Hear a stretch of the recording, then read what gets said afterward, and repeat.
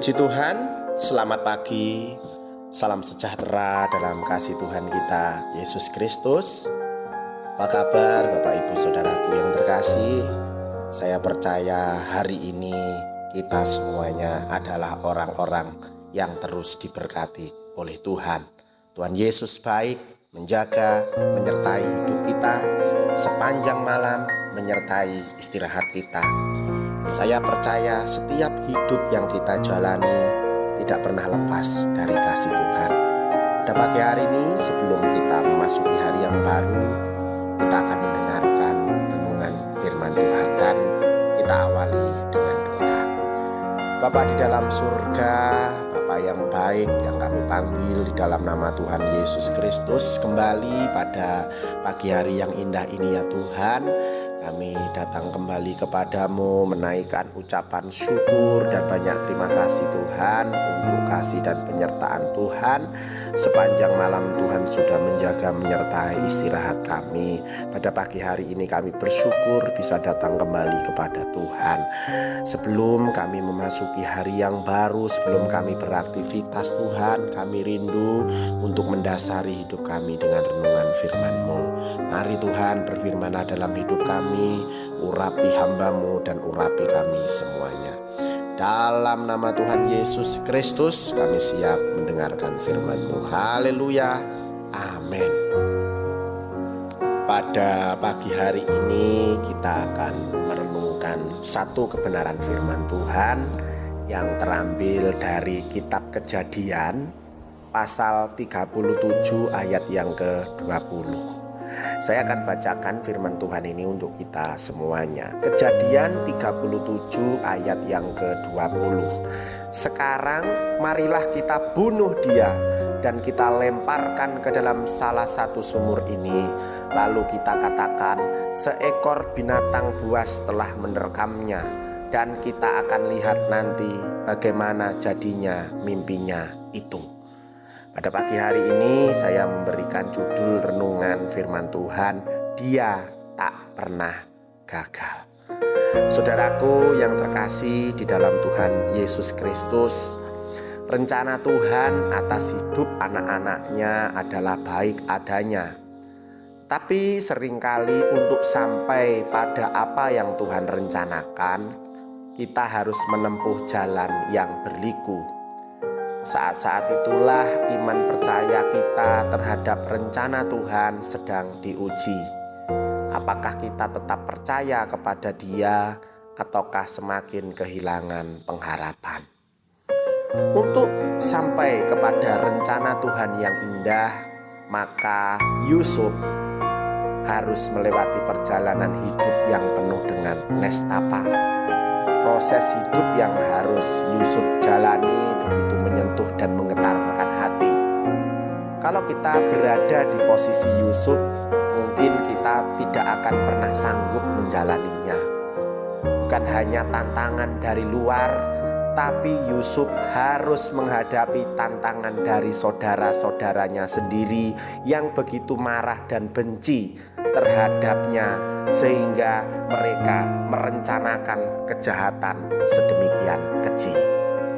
Lalu mereka berlaku brutal dengan niat hendak merusak mimpi anak muda ini. Tak terbayangkan betapa hancur hati Yusuf ketika jubahnya dilucuti dan ia dilemparkan ke dalam sumur kering. Di dalam Kejadian 37 ayat 28 di sana dikatakan, diangkatnya ke atas dari sumur itu, kemudian dijual kepada orang Ismail itu dengan harga 20 sikal perak. Lalu Yusuf dibawa mereka ke Mesir. Saudaraku, secara akal Yusuf tidak punya harapan lagi untuk melihat rumahnya serta melihat ayah tercinta. Pupuslah harapan melihat jubahnya bernodakan darah kambing untuk mengecoh ayahnya bahwa ia dibunuh binatang buas. Tetapi gagalkah rencana Tuhan dalam hidup Yusuf? Apakah Tuhan melupakan mimpi-mimpi yang telah ia berikan? Justru selangkah lagi rencana Tuhan akan digenapi. Saudaraku yang terkasih di dalam Tuhan, Di dalam Kejadian 37 ayat 36 dikatakan, ia dijual oleh orang Midian itu ke Mesir kepada Potifar, seorang pegawai istana Fir'aun, kepala pengawal raja. Dan yang terjadi, akhirnya Yusuf dipertemukan dengan orang-orang yang hebat. Saudaraku, ketika dalam masalah dan penderitaan hidup yang berat, kita seringkali menganggap Tuhan melupakan rencananya atas hidup kita. Oleh saat itu, mari kita berusaha untuk tunduk, berusaha untuk taat, berusaha untuk mengerti rencana Tuhan. Karena Tuhan justru memakai masalah dan penderitaan sebagai jembatan untuk menggenapi rencananya. Oleh sebab itu, jangan pernah putus asa. Saya percaya ketika kita mengerti rencana Tuhan, memahami kehendak Tuhan, yakin dan percaya, rencana Tuhan indah. Karena rencana Tuhan lebih indah daripada rencana saudaramu. Rencana Tuhan lebih indah daripada rencana teman-temanmu. Hari ini pastikan kita dapat menguatkan hati kita dan mengikuti prosesnya dengan sikap hati yang benar, sebab Tuhan mempunyai waktu yang terbaik untuk menggenapi rencananya terjadi dalam hidup kita. Puji Tuhan, Dia tidak pernah gagal. Rencana Tuhan yang gagal, tetapi Tuhan tidak pernah gagal. Saya akan tutup renungan pada pagi hari ini di dalam doa. Bapa di dalam surga, kami mengucap syukur, kami berterima kasih untuk firman-Mu yang telah Engkau sampaikan kepada kami pada pagi hari ini Tuhan.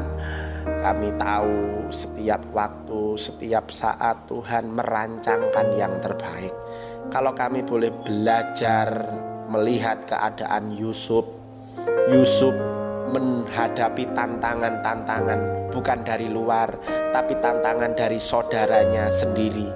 Mereka ada di dalam sesuatu yang tidak baik, tetapi kami percaya Tuhan, pada pagi hari ini Tuhan mengangkat Yusuf menjadi orang yang terhormat. Kami percaya Tuhan, mungkin kami juga diperhadapkan dengan keadaan seperti Yusuf, tapi kami tahu kami tidak akan marah kepada Tuhan, tetapi kami berharap kepada Tuhan, karena Tuhan selalu merancangkan yang terbaik buat anak-anaknya. Terima kasih Tuhan, meteraikanlah firman-Mu di dalam setiap hidup kami, dan kami siap melakukan firman-Mu. Dalam nama Tuhan Yesus Kristus, kami berdoa dan mengucap syukur, siap menyambut hari yang baru. Haleluya, amin. Puji Tuhan, selamat pagi, selamat beraktivitas. Tuhan Yesus memberkati. Amin.